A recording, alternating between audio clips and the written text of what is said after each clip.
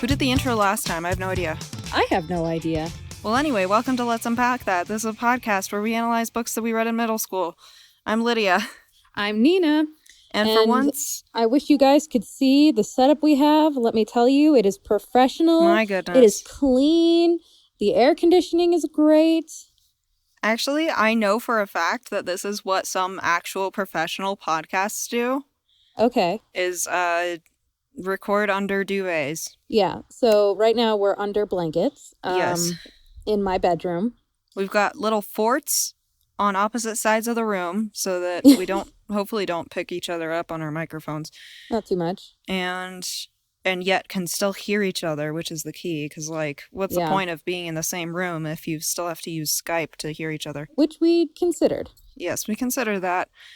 And we also have a live studio audience. Yes, we got a live studio audience. Say hi, Hank. Wait, where'd he go? Hank!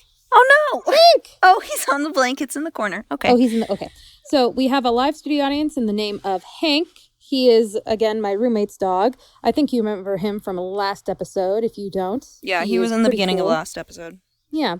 He was very needy and attention-driven, so we decided to let him in to join us for this podcasting session, and I think he's enjoying himself. Yep. He's kind of wandering back and forth between the forts. Right now he's in the corner, but he'll come in. He'll have some things to say every now and again. Yeah, I think he's settled pretty much in the corner for now, but we'll see if he has anything to say. So, speaking of people who have things to say, we should definitely do a call-in episode. This is a shout out to my friend Cassidy, who is listening in Texas. Girl, I'm so ready to hear your opinions. So maybe once we get all of this episode out of the way, we will work it in to have you call in, Cass, and kind of talk about it, because I think that would be kind of cool, especially for our bonus episode doing the Ballad of Songbirds and Snakes. Even if Cassidy hasn't necessarily read the book, she is actually, so a little background on my friend Cassidy. She has a master's degree in political communication or something along those lines. She always tells me, and I always forget. But this is essentially what she has studied. And given that this is a very political book, I think she would be a great asset to the podcast. So hopefully, Cassidy, we will set that up and get that taken care of for you as soon as we can. It'll be really great. And also, guys, don't forget, we're going to have a bonus episode coming out soon ish with the Ballad of Songbirds and Snakes. So that would be really fun as well. And then also eventually we will do Midnight Sun, Edward's version of Twilight. And then maybe potentially we will pick another book, unless anyone else has any suggestions for us. Yeah, if you have any suggestions for what our next book should be, hit us up on Twitter at Let's Unpack Pod, or email us at doitforthevamps@gmail.com. And that is our little promo for the beginning of this episode. But this is the last episode about the Hunger Games. We're talking about chapter 27 today. Can't believe it. And just final thoughts about the book and about the series.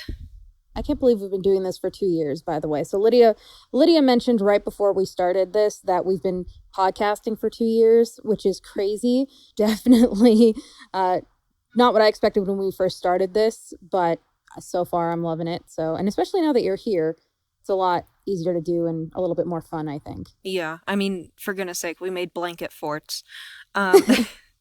Definitely more fun with the blanket forts. Yeah. So it's been a while. Yeah. It's been a while since our last Hunger Games episode.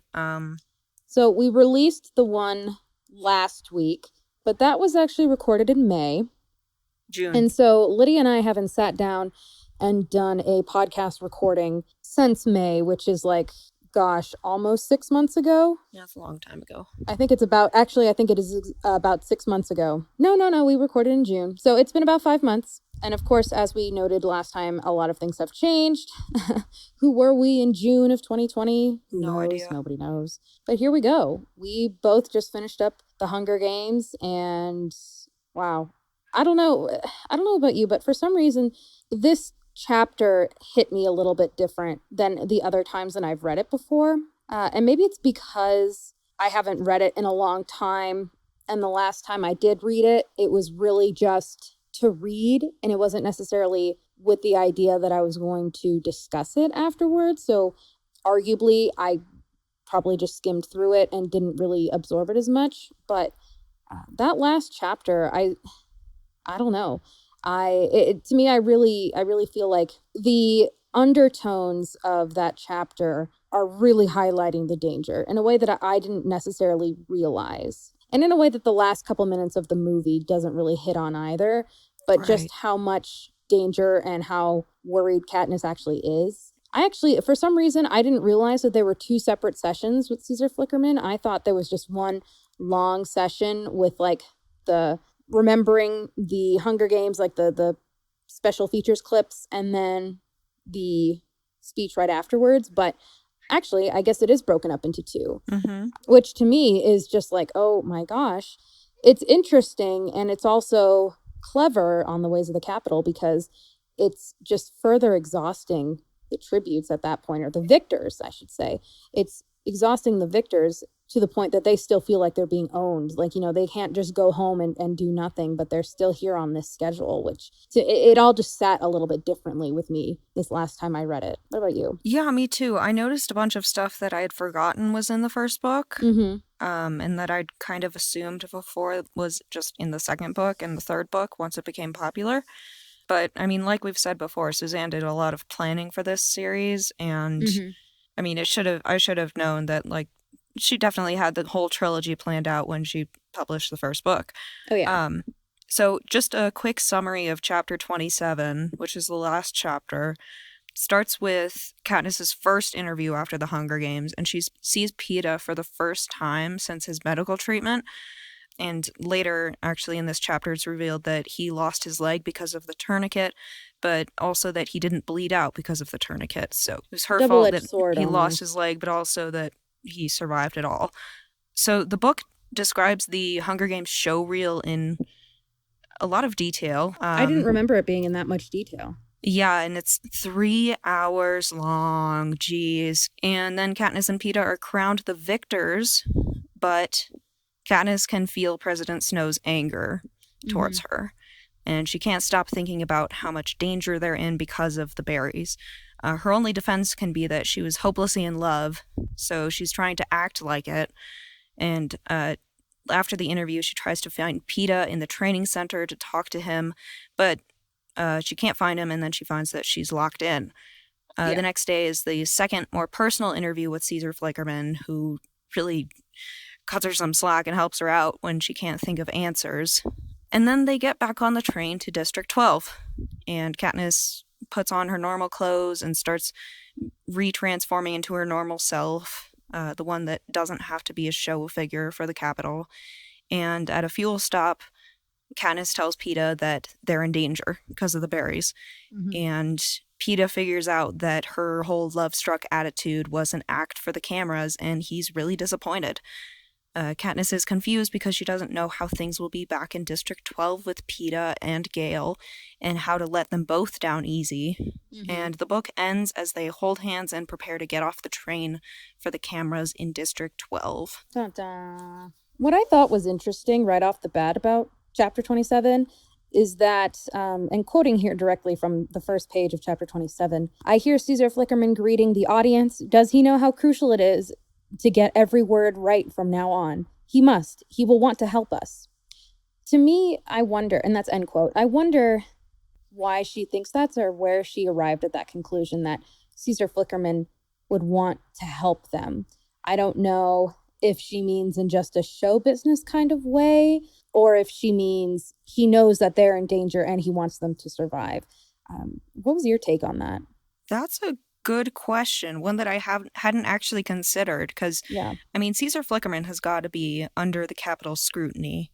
Absolutely. Because he's the most popular figure in the Capitol and the most public figure, and so anything that he says gets distributed to all of the districts, and if he says one wrong thing, he could probably lose his head. So, in a way, he might be used to that, but also he's been interviewing victors for who knows how long.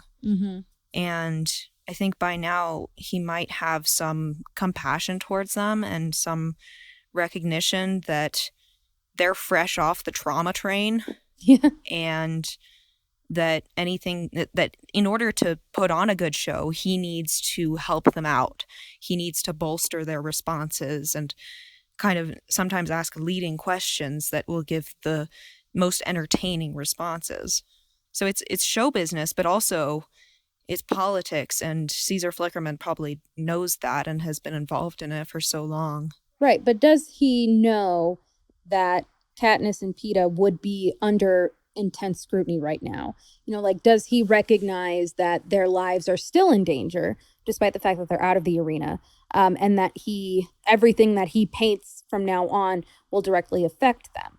I'm wondering, how aware is he of the fact that they are still being hunted, or whether or not he even thinks that, if he's really just focused on the show, and whether or not he's actually invested in Peeta and Katniss. Because it's one thing for Haymitch and the rest of their team to be invested in their well-being, for X, Y, and Z reasons. But Caesar Flickerman is a showman, right?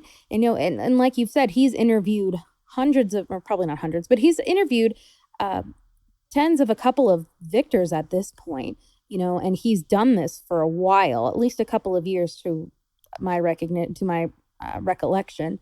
So really, how much of a vested interest does he have compassion-wise for Peeta and Katniss, which is why I'm wondering where she's getting this idea that he will want to help them. Is this kind of like a desperate, panic-stricken thought that she's having? Or is there signs that Caesar Flickerman actually has a little bit of, compassion towards the other tributes? And that's what I'm wondering. Does he know how evil the Capitol is? He must, but does he know how endangered they must be given everything that Katniss just did? Or is he really just trying to put on a show and help them along to make their story work? I think he knows. He knows how much danger they're in, because having watched as many Hunger Games as he has and having interviewed as many victors as he has, he probably sees, like Cinna saw, like President Snow saw, that there's something different about these games. Right. I mean, there being two victors is something that's never happened, and that the Capitol never wanted to happen, so obviously that's a really bad and dangerous thing. So on one hand, he is definitely trying to put on a good show and probably downplay the trauma that they've been through so that it's palatable to audiences. But also, having interviewed that many victors, he definitely knows that some of them would go on to be trafficked and to be blackmailed and all of that. There's no way that he doesn't know that, but he's still putting on the show. Are we sure that he wouldn't know that, though? Because I'm not totally sold that he's not still doing it just for the sake of the show. I'm not sold that he is just hoping to get dramatic responses, and not to the point of, of course he's not going to go in and traumatize the tributes, but he's still at the forefront putting on a show. He is still trying. It's like, I don't know, trying to think of like a drama talk show, like I'm thinking The View. I guess that's not really that, but he's still trying to have like gasps from the audience and scandal and like a good taping of this interview to go off of, because the more he gets, the more he can work with. So I don't know it's live. if we're working off of something that has occurred in the books prior, but to me, I'm just not sold that Caesar Flickerman has a deeper sense of understanding for what's going on. I want to say that in later books and in the movies, he's more of a figure and exhibits more compassion. Not quite. I think in the... Or am I just projecting that because Stanley Tucci is cool? Maybe. But I remember in the third movie, he was still interviewing Peeta when Peeta was under the Capitol's control, when he was being controlled by the Capitol, and really kind of still under their thumb. I don't know if Caesar Flickerman ever really comes off as a good or bad character. I feel like he is morally very gray because we just don't know. I mean, of course, I would love for him to be this great, awesome guy, but not everyone in the Capitol is part of the rebellion, and some people genuinely believe in what they're doing. So, until we have that kind of knowledge of Caesar Flickerman, to me, I just don't know. Yeah. I mean, to me, there's just no way that he wouldn't know. about all the stuff that's going on behind the scenes. Maybe he just chooses to ignore it. Maybe. But I think at least somewhat it influences the questions that he asks. And I mean, the leading questions that he asks, and the questions that he doesn't ask. Right. Because, like, you have to know the whole picture in order to choose which part of the picture to show. Right. So whether he's choosing that part of the picture because it makes a good show or because he doesn't want the Capitol to totally have control of these children's stories is up in the air. But either way, he is complicit. Right. Not doubting that. But for some reason, that line jumped out to me. I hadn't consciously read it before. Because I feel like a line like that might have stood out to me. Maybe not. Maybe I'm giving past me too much credit. But to me, that jumped out. And I was like, whoa, where is this coming from? Is this something because she's in a panic and searching for anything?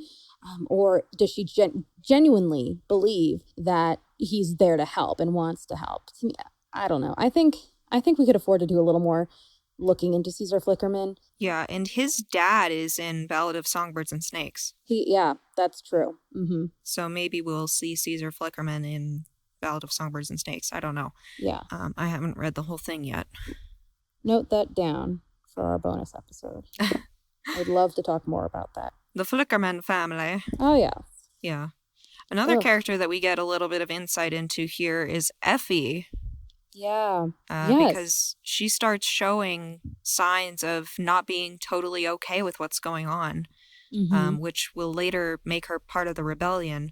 But it says here on page 360, as misguided as Effie can be, she has a very keen instinct about certain things and must at least suspect we're in trouble.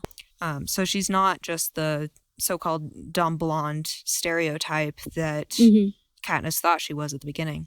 Yeah. It also foreshadows her future role in the trilogy and kind of breaks the mold of Capitol people as these superficial, just weird people. Right. It's going back into again right as they're on, once they're coming on stage, Katniss is again kind of thinking like, oh, Peeta's working it. He's got it. It's great. But she still is working to be convincing, right? Like she noticed that, okay, if Haymitch hadn't warned me in time, would I have acted any differently? Would I have flaunted the moment with the berries in the Capitol's face? No, I don't think so. But I could easily have been a lot less convincing than I need to be right now. Just again, kind of going to the idea that, oh, she is definitely, or she thinks that she is still acting, right? She's still kind of pushing away her feelings, but she's also like, okay, I have to be a certain way. I have to be as calculating as I can to figure this out. And it drives it home again that like how much Peeta is not acting, because we find out that he actually had no idea that they were in any danger at all. He thought everything was fine until they got to the fuel stop. So this is again just highlighting how much Katniss really thinks about everything that she does when she's in front of the cameras and when she's in front of the Capitol, and how much of her, I almost want to say hunter mentality, has followed her to the front of the cameras. Because when you're off by yourself, you think about everything that you're doing and everything that you've done to try to survive, and she's still in that survival mode. Yeah, she is still in survival mode. Also, this is kind of a reversal of the beginning when Haymitch coached Peeta. Right. Now he's coaching Katniss. Like at the beginning, Haymitch was coaching Peeta to be like, okay, this is when you pop the reveal that you're in love with her and all that. And here it's like, all right, you got to act as though you're still in love. Yeah, he had kind of written off Katniss up until the point that Peeta said, oh, I'm in love with her. And kind of just washed his hands of her and said, like, you're fine. I can't do this, whatever. And was kind of just going to let her go until Peeta came back in and roped her back into this. So now he's saying, no, your survival depends on you, Katniss. So he is putting the responsibility solely on Katniss, when before he wasn't giving her that responsibility at all. Right. At least before it was initially. on Peeta, it was like, make her seem nice and charming and make her seem likable. That was all on Peeta. And now it's all on Katniss to make it seem like they're in love and that her rebellion was because of love. And like at first he had to handle Katniss's image. Now she has to handle both of their images. Right. Yikes. Gosh, and 3 hours of replays. 3 hours. You know what that remind me of, though? What? A movie. Oh. Yeah. Like I've mentioned before that how ironic it is that this book got made into a movie, because the whole point of it is you shouldn't like seeing children die. And that the movie itself focused more on the love triangles than the actual themes of the books. Yeah, the love triangle, it focused on the love triangle, it focused on the kids dying, like up close. It made the Capitol seem cool, and it just, this description here of the 3 hour show reel, let me read it to you. It's kind of similar to what the actual movie ended up being. Suzanne called it, quote, "The first half hour or so focuses on the pre-arena events, the reaping, the chariot ride through the Capitol, our training scores, and our interviews."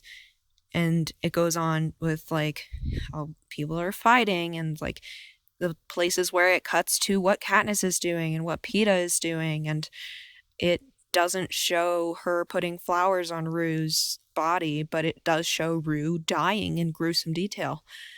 And it shows Cato dying in gruesome detail. And it just struck me like, who read this and said, let's do that exactly. Let's do that exactly. This is a recipe. The screenplay writes itself. Lord have mercy. Yeah. No, and now that you're saying that, it's like, oh my God, because it really is just sitting there like rewatching it, and it's the only entertainment that they really get. I say entertainment loosely. Do you remember how when the movie came out, everybody was complaining like the first half is just, they're not even in the Hunger Games? Yeah. Like, I'm pretty sure I was one of those people too, and I might have said that about the book in one of our earlier episodes. Like, the first half is just not the Hunger Games. But that's kind of like this. It's like the first half hour is just other stuff. Setting it up. Like, it takes its time setting. The half hour is not a short amount of time. Arguably, the setup is what's most important of this whole book, because Right. it's setting the stage. You know, it's showing the reader what the composition of the Capitol is and how this whole world works. Right. So that first half is really necessary in the book, but because it's not entertainment, because it's not necessarily something that's action-packed and filled with whatever, people tend to write it off, you know, or complain that it's going on for too long, or maybe even just, you know, ignore the first half while they're going through. Yeah, like just get to the action. Can I add a lighter note? Yeah. It made me laugh a little bit after she says, "I do notice that they omit the part where I covered her in flowers," and then she goes, "Right, because even that smacks of rebellion." And I was like, is that where that came from? That smacks? Like, I was reading it and I just started laughing. I'm like, oh, the lingo of the children. There it is. Well, I hate to burst your bubble, but it's actually slaps. Really? Yeah. Okay. It's like in the book it says that smacks of rebellion, but the kids these days say, "Oh, yeah, that slaps." Okay. Well, then that's how out of touch I am with the children. Today I was riding my horse today, and as I was leaving, there was another woman in there with her student, and she was kind of talking about how as you advance as a horseback rider, you start to become more aware of your body. And she said something along the lines of, like, you don't really know now when you're 17, but when you're 40 or 50, you start to feel a lot more. And then I cut in and said, or when you're 24. I was like, let me tell you, I feel a long way from 17. Yikes. And that's today's yikes moment, feeling older than you are. I like how she notes earlier or later on that the filmmakers cut the moment from the berries and then immediately cut to her pounding on the glass door of the hovercraft, screaming Peeta's name as they try to revive him, the health team. Part of me wonders how much of that is trying to make a good film, and then how much of that is maybe what we should try and make this look a little bit better than it actually was. But I appreciated the moment where she says, in terms of survival, it's my best moment all night. That really drives home the fact that she knows that this is what's going to save her butt, is her reacting like that in the hovercraft. But I think that also just shows how much she lacks self-awareness, because in that moment, she didn't know she was being recorded. She didn't know that there were still cameras trained on her. She didn't know that any of this would be seen by anybody, but she was still going berserk after Peeta. And I think that could really tell her something if she thought about it for a minute, how she actually feels about Peeta and realizing that she doesn't have to work so hard to be convincing, that she could just let herself feel and feel compassion and feel any kind of genuine love for this boy. It's interesting because her best moment of the night is when she was acting completely natural. Yeah. And, it makes me want to reach through and shake her and be like, just let yourself feel.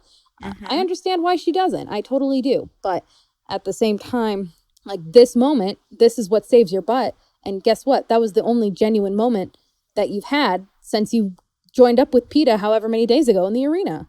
Right. I think of it like she's only in danger because the Capitol is in danger. Right. She's only being threatened because the Capitol feels threatened. And so, of course, they're trying to support her story because, like, it's kind of like a plot. Like, well, if we all tell this story, if we don't make it seem like it's rebellion, but actually they just loved each other a lot. Yeah, if we all act like this is what happened, if we all agree on this story, then it won't cause anything. Let's all try to save our own skins. Yeah, let's all try to save the Capitol. Because that's what it is. It's like, if you don't help us save the Capitol from potential rebellion, we're going to kill you. Right. Like, she's not... Like, this action does not directly threaten her. It only threatens her because it threatens the Capitol. Yeah, but it's also interesting thinking about how, I don't know, Katniss's safety depends on the safety of the Capitol. It's almost like a backwards alliance between her and the Capitol as a institution. Well, it's blackmail. That's what it is. I mean, yes. But, yeah, it is for the purpose of upholding the institution. Freaky stuff. Yep, creepy stuff. Want to know something else creepy? What? There's foreshadowing for Ballad of Songbirds and Snakes in here. What? Where? Page 364. His eyes, President Snow's, just inches from mine, are as unforgiving as a snake's. Oh, no. That's where the title comes from, folks. You heard it here. Spoiler alert. President Snow is the snake, somebody else is the songbird. And it's all very literal. Wow. Wow. But yeah, that's where the image of him as a snake originates, I think. Dang. And we'll talk more about that in our bonus episode. Oh, man. I don't really even know a good way to conclude talking about this because it's so oddly paralleled to kind of what we've been going through just here in the United States. And also just the fact that this is so clearly not the end of this story. It's hard to speak of it in a conclusive way, like it just feels like there's so much to unpack here and there's so much that we could be pulling into and relating back to the United States that I don't really even know where to begin because I just don't know. Do you understand what I'm saying? Yeah, and I think we'll be able to talk about that more in our bonus episode when we talk about President Snow and how he became who he became. Because, I mean, I've said in previous episodes, Ballad of Songbirds and Snakes is not the book that I thought it was going to be. And it does not create the political parallels that I thought would be apt in this day and age. It really feels like kind of just going back and thinking about all the work that Suzanne Collins obviously did for these books and just seeing how much we can pull from it. It almost feels like she really didn't try that hard with Ballad of Songbirds and Snakes. And sorry, we don't have to talk about this much more because we are going to talk about it in the promo episode, but it almost feels like it would be easier to talk about Ballad of Songbirds and Snakes than it would be for this last chapter because there's so much more in this last chapter than felt in the entirety of that other book. It feels like we got more implied about the politics, about the Hunger Games, about the purpose of the games, about President Snow, who he is, and, well, almost who he has to be in order to make this whole thing work, this whole system work. We get more of that in this chapter when we see him put the crown on Katniss's head than we do, I think, in the first few chapters of Ballad of Songbirds and Snakes. And that is absolutely a dig at Ballad of Songbirds and Snakes. Suzanne, who ghost wrote that? Tell me. Oh, no. I'm sorry, it just doesn't feel like the same author. But we can talk about that later. Yeah. And what else is interesting is that Katniss never talks about previous presidents of Panem.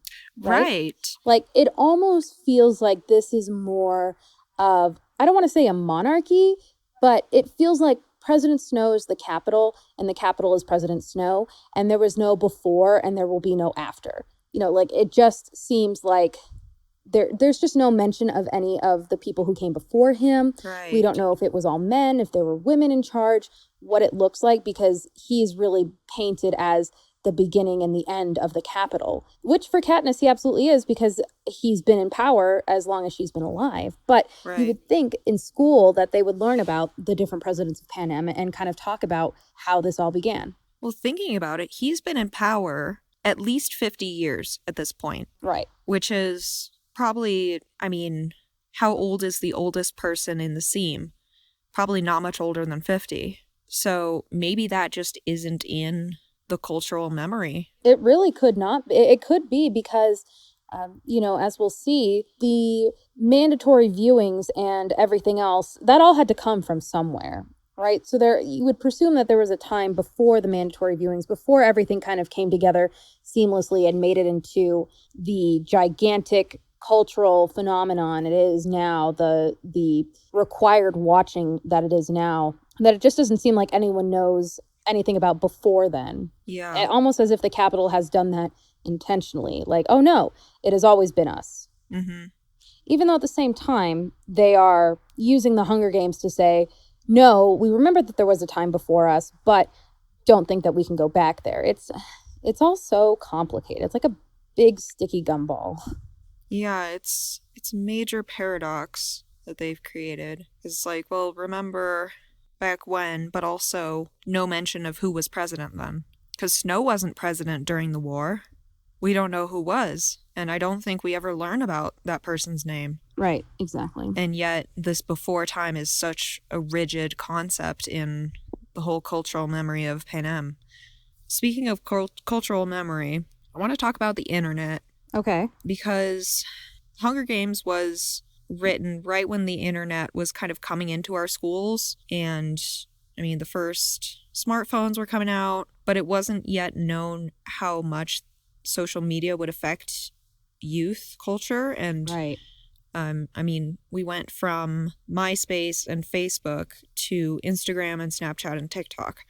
And that is a long way to go in 10 years. Yes. And how much it has changed society in those 10 years. But it also made me think of public image and how bad Katniss is at creating her own public image. Yeah. And that got me to thinking, what happened to the internet in Panem? Wow. So nowadays we're really used to the concept of personal branding and personal PR because of social media. Right. We know that once you have a public image, there's no going back from that. Something goes viral and it's permanently the way people view you. Think of the number of people on TikTok who were children for Vine and now they're like teenagers and they're coming back being like, yeah, this was me. Like look at all those chickens, girl. Like she's on TikTok and she will always be the look at all those chickens, girl. I'm just thinking of that one girl that posted the video about her working at the jewelry store and switching the bags for some guy who came in to buy jewelry for his girlfriend and his wife. And she goes, I must have mixed up the bags. Oops. And just the iconic moment of that. Yeah, and the most viewed TikTok is who you are. And Katniss is not at all familiar with that type of and PR. Not to mention the wealth of information that's available. You see it outside of social media too. Even, anything really gets spread around social media because that's where people share things. That's where conspiracies start. There's a couple of magazines that I follow, equestrian magazines, of course. But they post their articles when they publish them. They post them simultaneously on their page and on like Facebook or Twitter or whatever.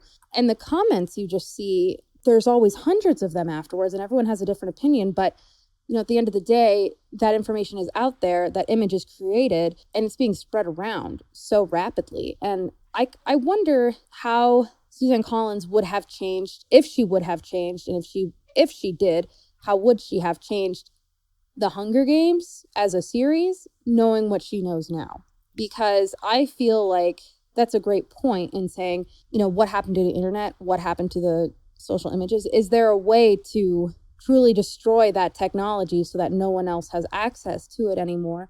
I mean, you always could, I guess, but it's such a presence in our lives now that not having that connectivity is an odd concept. Right. We can't imagine life without it. And potentially, it could have been a District 13 thing to maintain all the servers. Yeah. And that could have just been lost in the war. So it could be as recently as 74 years ago that the internet went down in the Hunger Games. But on the train, Katniss says, I begin transforming back into myself, Katniss Everdeen, a girl who lives in the seam, hunts in the woods, trades in the hob. I stare in the mirror as I try to remember who I am and who I am not. By the time I join the others, the pressure of Peeta's arms around my shoulder feels alien. That's page 370. She still assumes that she can go back. Yeah, that's Which, that's a moment of like, really, Katniss? Like, even, you already know that you're going to be living in the Victor's Village and going into the Hob. Maybe it's a hopeful pipe dream for her that she's right. thinking of this, but dang, come on, girl, have some foresight, really. Right. She's definitely struggling to accept that her life will be different now. Right. And that being a victor affords her certain privileges and certain dangers. We'll also talk about this in Ballad of Songbirds and Snakes because I think it's really interesting how media plays into that. The Hunger Games was no doubt not supposed to be a book about the internet. No. If you want a good book about the internet, go read An Absolutely Remarkable Thing by Hank Green. Please. A Beautifully Foolish Endeavor, the sequel. Those are about the internet. This is not about the internet, but it can be about the internet. Because what do we do if one day we all suddenly lose it and we all just can't connect with each other in that way anymore? Our generation is what's called digital natives. Mm-hmm. We grew up with the internet. We grew up with computers in the classroom. And we learned to use those computers in school. And so we had sort of that institutional built-in knowledge that taught us how to navigate these new technologies. We also accepted the technology before our brains had fully developed. So we were more malleable. We were more apt to learning new things. We were more adaptable. Older generations are called digital immigrants. By the way, I learned all of this in my library classes. Hi, a library school. But they're called digital immigrants because they didn't learn how to use the computer in school. Right. They had to learn it outside of institutions and once they were adults, for the most part. Okay. But what happens when the internet goes away and we all become digital exiles?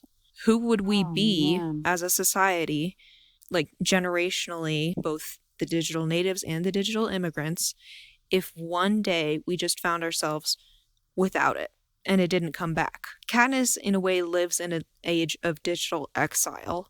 She doesn't, for that reason, know how to curate a public image. She would be a digital immigrant if they did give her the internet. Right. But she also didn't grow up with it. That is a concept that worries me greatly because I've actually had that thought before. Like, what happens if we lose the internet? What happens if we lose all of this technology and this capability? My entire job is built on a digital platform.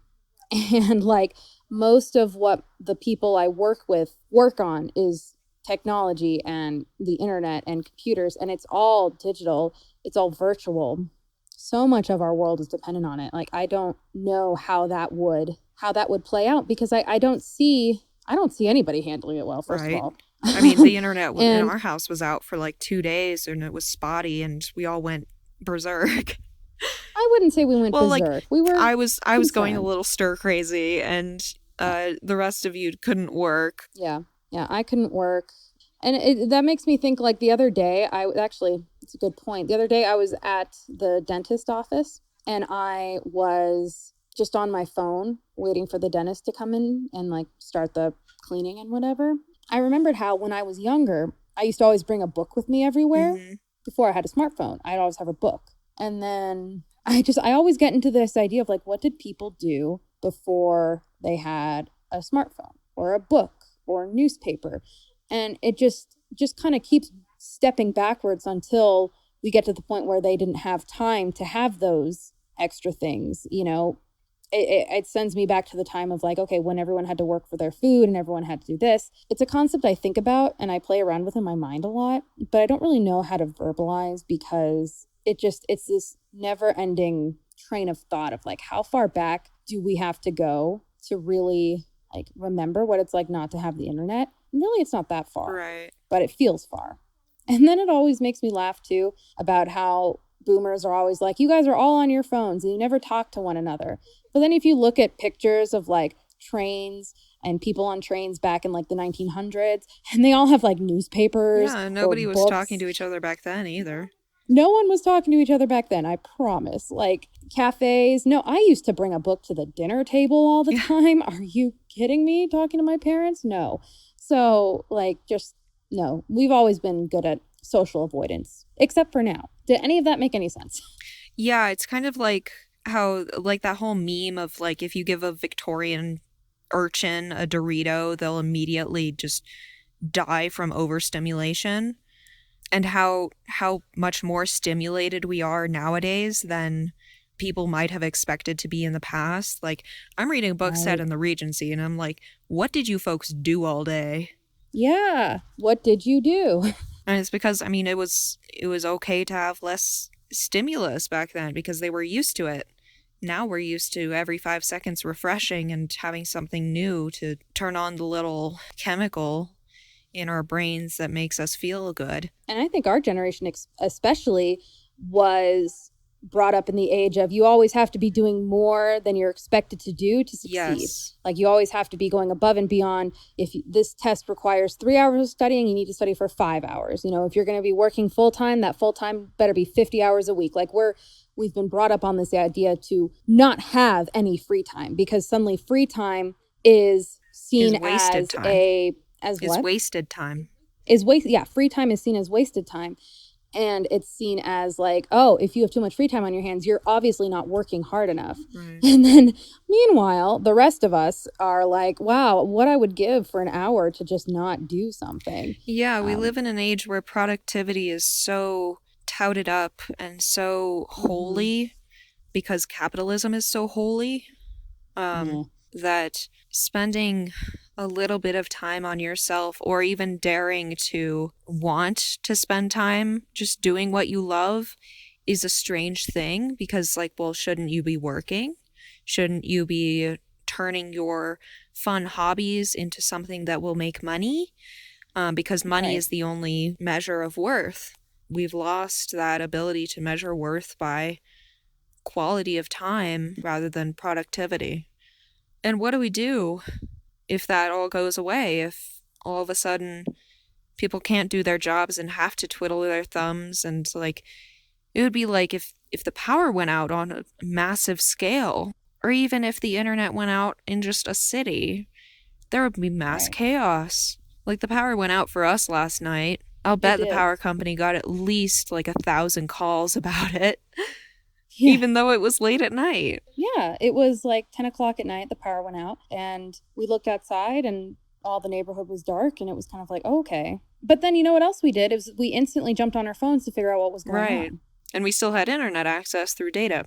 Right. Even though we lost Wi-Fi and sadly I got kicked out of the Minecraft server. No. But here's my point with all this ranting about the internet is that it makes sense to us that Katniss can't go back to who she was before the Hunger Games. And it makes sense to us from a perspective of knowing public image, public profiles, and also kind of from a psychological perspective because she's been through a major trauma. But Katniss can't accept that she can't go back. And in a way, we can see the character arc that she's taken, but she can't see it for herself. Right. She fights so hard to not change at all. Yeah. Which I don't think anyone necessarily loves change, but to me, she's a character. She's interesting because she seems so sure in herself that she's not going to change. And it's paradoxical, kind of like you said before. It's like you can't go through this experience and not be changed. It just doesn't work. And her inability to recognize that, I think, also emphasizes how young she is, but also emphasizes how little she knows of the world and of the human mind and how much has been kept from her in terms of education, in terms of just being able to reconcile with your own sense of being. Yeah. It also has echoes of that conversation with Peeta on the roof, how he didn't want them to change him. And in a way, this is still Katniss resisting the Capitol. She doesn't want them to have changed her. And eventually she's going to have to admit that the experience has changed her, whether she likes it or not. Yeah. Well, that's all the thoughts I have on chapter 27. Do you have any more? I do have one thing I want to add. Okay. When they're at the fuel stop and Peeta kind of realizes the last few days in the arena, and, you know, the last few days that we were back in the Capitol, it was all for the games, how you acted. And she says, not all of it. And then he starts asking, like, how much? No, forget it. I guess the real question is what's going to be left when we get home. And then she goes on to say, I want to tell him he's not being fair, that we were strangers, that I did what it took to stay alive, to keep us both alive in the arena. Just how part of me wants to just shake Peeta and be like, dude, she saved your life. Like, you need to fucking be grateful. And like, maybe part of it was acting, but like, don't, you know, immediately after this conversation, he starts really kind of shutting her off and just being very distant to her. And to me, I'm like, you're acting like such a teenage boy right now because you've been hurt by this and you're just completely shutting down, even though, hello, she just saved your ass, pal. But then the other side of me tries to reason and be like, oh no, he's heartbroken. He really believed that she loved him. He just had his heart broken, blah, blah, blah. But for the most part, it's like, you don't have time for this, Peeta. Like, you don't have this luxury of being hurt right now. And you're not being fair because you were strangers. You never spoke to her in the 11 years that you had been in love with her. What are they, 16 now? So ever since he was 5, 11 years. Yeah. And like, you can't, to me, this is kind of what underlines what I don't like about Peeta, because he's acting like such a child here. And he's like, oh, I don't care that we're in danger. She doesn't love me, so I'm just going to mope about it. And it's like, obviously, we've all had our hearts broken. We've all been through pain.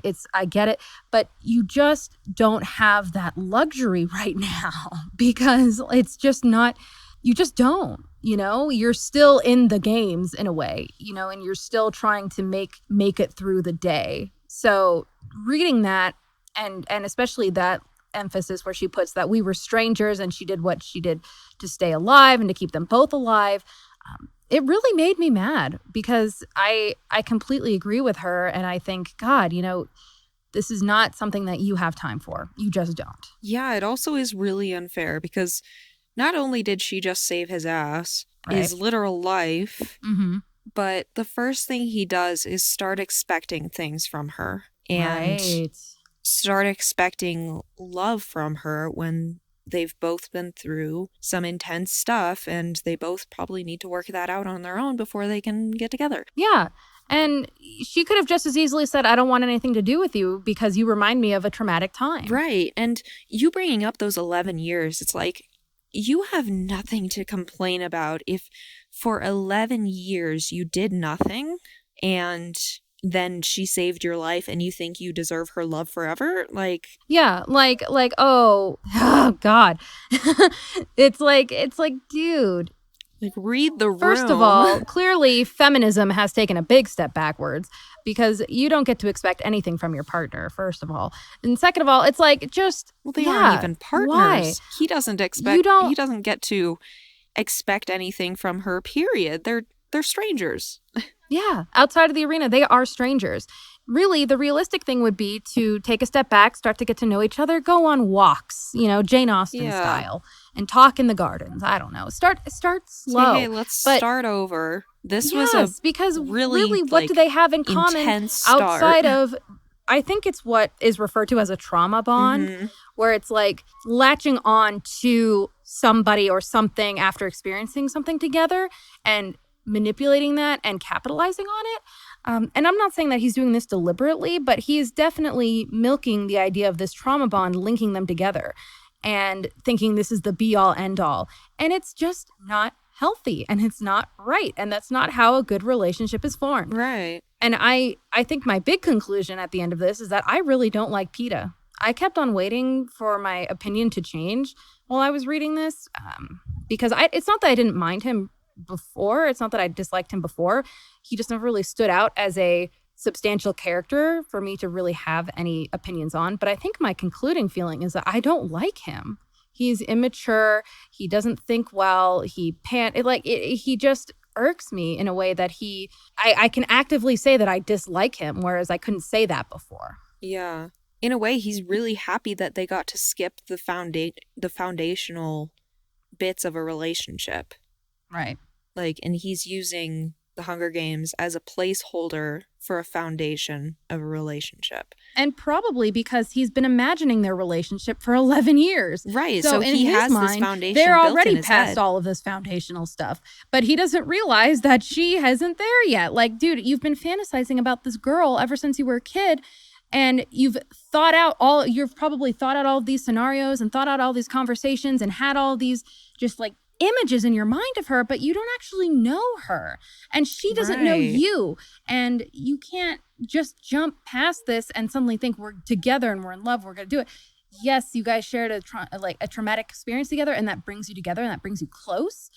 But that doesn't mean you get to negate anything else. Right. That doesn't mean you get to stay where the trauma brought you together. It means you have to work through it and actually take a step back before you can get to that point again. Right. Like, to me, he's assuming that because they slept together in the cave, like not actually slept together, but like because they made out in the cave, because they took care of each other, that they're bonded for life and that it's going to stay that way. When Katniss is like, no, I need to take a step back. This is not, like, this was too fast. Which is a normal human response. Right. And he's like, what? Well, he's already there, like you said, because he's been there in his head for 11 years. # problematic Peeta. Oh, God. Peeta, don't do it. Yeah. And anyone who is sitting there and like, I don't know, just take heed. Let people take a step back when they need to. Let the foundation grow. Just don't do it for them, for the love of God. And also tell somebody when you like them, maybe, perhaps, potentially. Yeah, don't wait. Don't spend 11 years fucking 11 thinking years. about them. Oh my Jeez. God.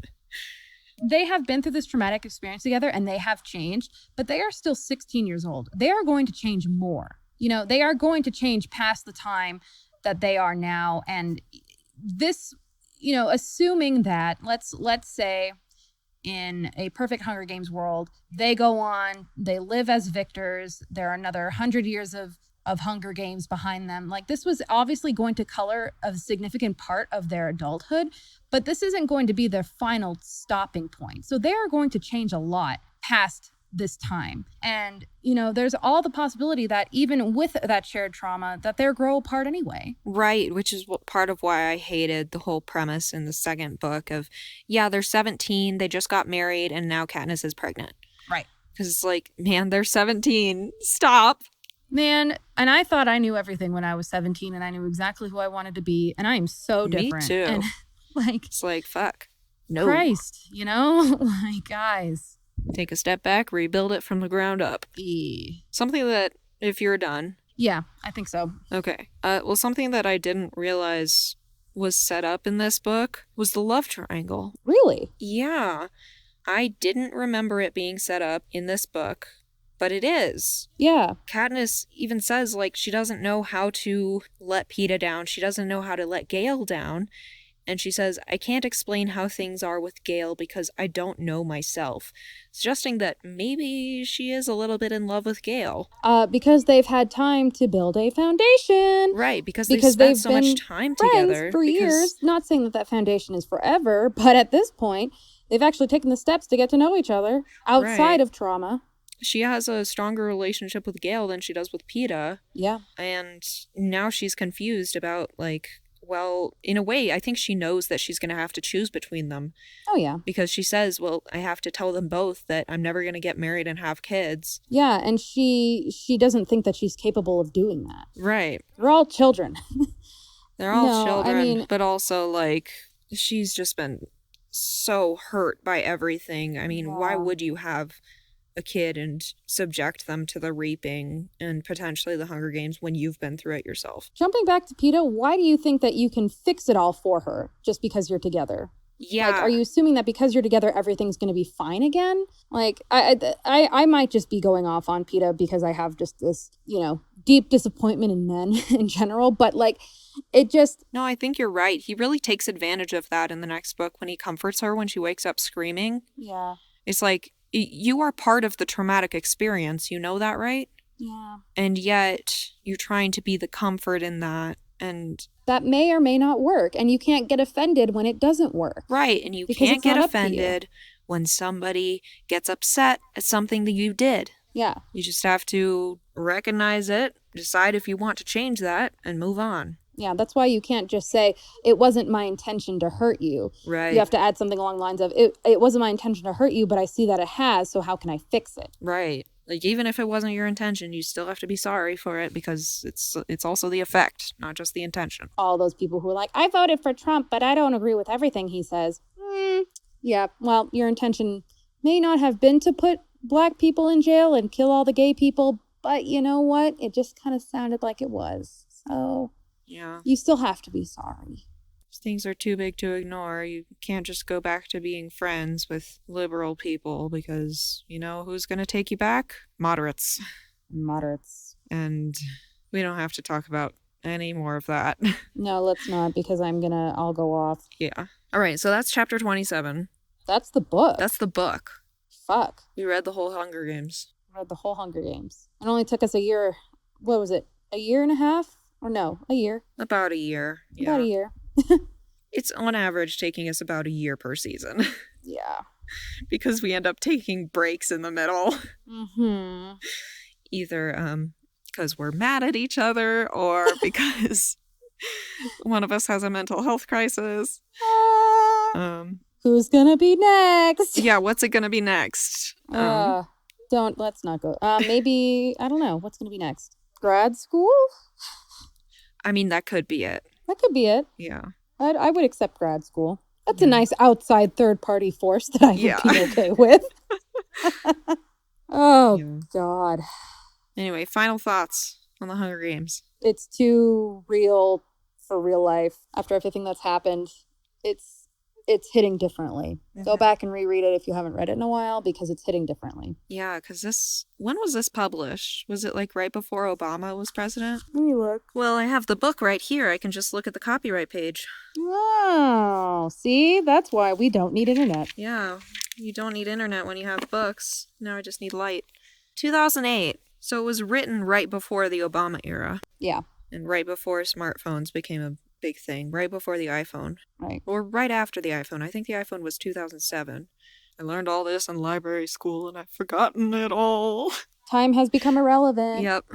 What is time? But I mean, back then, this might have been a commentary on the Bush presidency. Oh, yeah. With the Iraq War and all that. All right, so let's read it again and think about only the Bush presidency and the Iraq War and 9/11, okay? Cool. Yeah. That'll be our third season.